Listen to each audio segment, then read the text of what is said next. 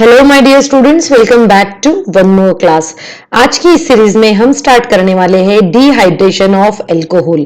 Students, जैसे कि आप देख सकते हैं डेली 5 o'clock पे जितने भी हमारे मैकेनिज्म्स है उन सब की एक नई सीरीज स्टार्ट हुई है और इस सीरीज में मैं आपको वो मैकेनिज्म प्रॉपर तरीके से समझाती हूँ ताकि उससे रिलेटेड कोई भी क्वेश्चन अगर एग्जाम में आता है तो आपको कोई भी डिफिकल्टी ना हो। तो चलिए स्टार्ट करते हैं आज की क्लास। सबसे पहले तो ये समझ लो कि ये जो डिहाइड्रेशन ऑफ अल्कोहल दिया गया है ये क्या है, एक्चुअल में ये रिएक्शन कैसे होती है। ठीक है, तो यहाँ पर मैं एक एग्जांपल ले लेती हूँ। जैसे एग्जांपल में मैंने ये लिया है, मैं यहाँ पे हमने CH3 हम ले लेंगे और better to write it as a completely, है ना। तो कंप्लीटली मैं लिखने की कोशिश करती हूँ। यहाँ पे एक H है, यहाँ पे एक H है, यहाँ पर एक H है, साथ में ये देखो एक ही H यहाँ पर है, एक H यहाँ पर है और फिर है हमारे पास में यहाँ पर OH। ठीक है, इसका जो अगर नाम हम देखें तो ये बन जाता है इथाइल अल्कोहल। क्या है ये? Ethyl alcohol. अब ये डिहाइड्रेशन ऑफ अल्कोहल मतलब क्या होता है कि जो वाटर मॉलिक्यूल है जो इसमें से निकल जाएगा, है ना। वाटर मॉलिक्यूल में किसे देखो मैं यहाँ पे और थोड़ा सा सिंपल वे में लिख लेते हैं। यहाँ H लिखेंगे, यहाँ OH हो गया। अब डिहाइड्रेशन, हाइड्रेशन मतलब क्या हो गया? वाटर मॉलिक्यूल, और डी मतलब क्या होता है? रिमूवल। तो यहाँ पे वाटर मॉलिक्यूल को हमें रिमूव करना है, तो हम कौन से वाटर मॉलिक्यूल को रिमूव करेंगे? ये वाले वाटर मॉलिक्यूल को रिमूव करेंगे।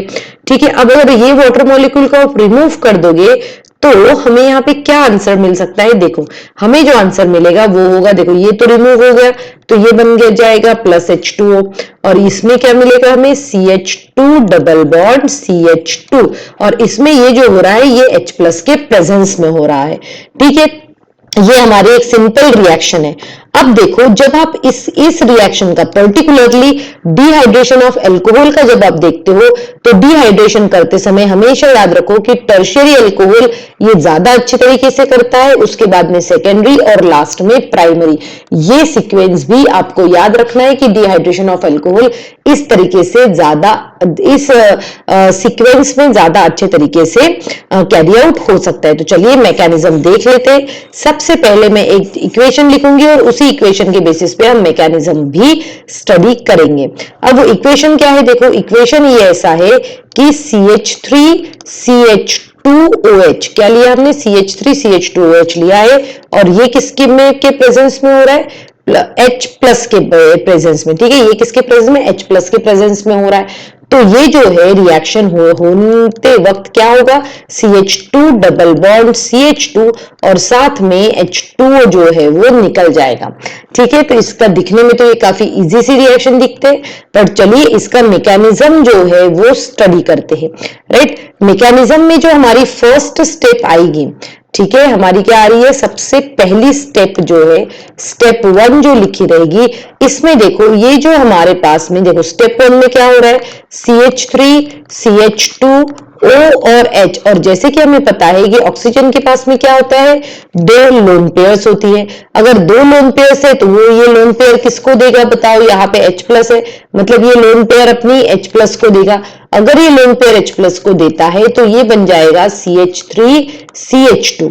ठीक है, ये लोन पेयर इसने इसको दे दी और साथ में ही ये इस तरीके से अटैच्ड भी हो चुके हैं। ठीक है, इस तरीके से ये अटैच हो जाते हैं, है ना। तो इसमें क्या हो रहा है? ये अटैच हो गया। इसके ऊपर कौन सा आया? चार्ज जो है वो पॉजिटिव चार्ज हो गया क्योंकि इसने अपनी एक इलेक्ट्रॉन पेयर हाइड्रोजन को दे दी। अब होता क्या है कि ऐसे सिचुएशन में स्टेप 2 में क्या होता है? यहाँ पे देखो स्टेप 2 में यहाँ पे ये जो है कार्बोकैटायन पहले फॉर्म हो जाता है। तो कैसे होगा? देखो यहाँ पे CH3 हमने लिया, CH2 लिया, ये O है जिसके ऊपर पॉजिटिवली चार्ज है, फिर ये एक H है, फिर ये एक H है, और यहाँ पर जो है 2 लोन पेयर भी है। अब क्या होता है ना, ये ऑक्सीजन की हमेशा की टेंडेंसी है बेटा, कभी भी देखना सभी मैकेनिज्म में ऑक्सीजन का एक ही काम रहता है, और वो काम ये है कि ऑक्सीजन हमेशा से क्या करता है?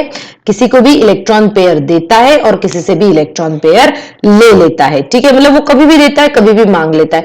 अभी जो इलेक्ट्रॉन पेयर है इसको वापस चाहिए, और जैसे ही इसने अपनी इलेक्ट्रॉन पेयर वापस ले ली, इस कार्बन के ऊपर यहाँ पर पॉजिटिवली चार्ज आ जाता है और ये बन जाता है फिर H2O।